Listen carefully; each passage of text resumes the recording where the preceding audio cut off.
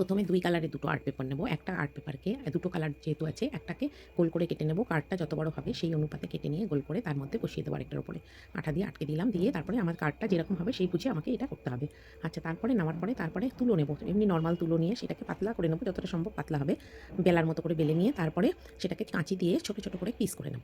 খুব ছোট, ছোট যতটা সম্ভব ছোট, ছোট করলেই ভালো হবে জিনিসটা। তারপরে এটাকে নিয়ে রেখে দিলাম। রেখে দেওয়ার পরে তারপরে একটা গাছ এঁকে নেব।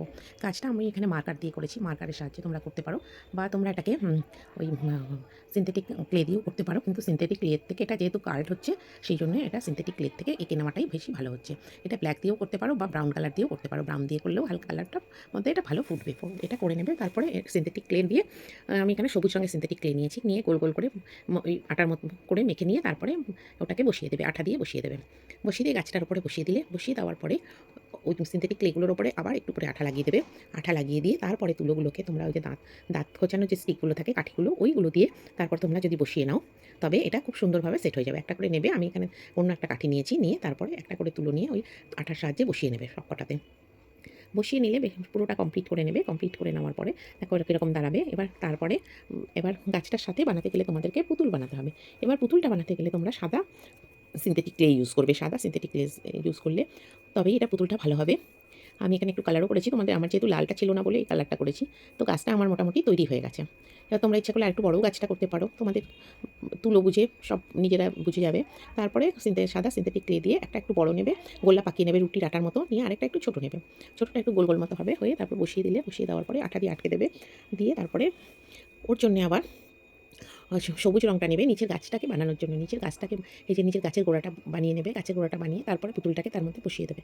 বসিয়ে দেওয়ানো হয়ে গেলে তারপরে ব্ল্যাক কালারের সিনথেটিক ক্লে নেবে। ব্ল্যাক কালারের নিয়ে পুতুলটা দুটো বোতাম বসাবে। বোতাম বসিয়ে দিয়ে চোখ আর মুখগুলো ব্ল্যাক দিয়ে করে নেবে।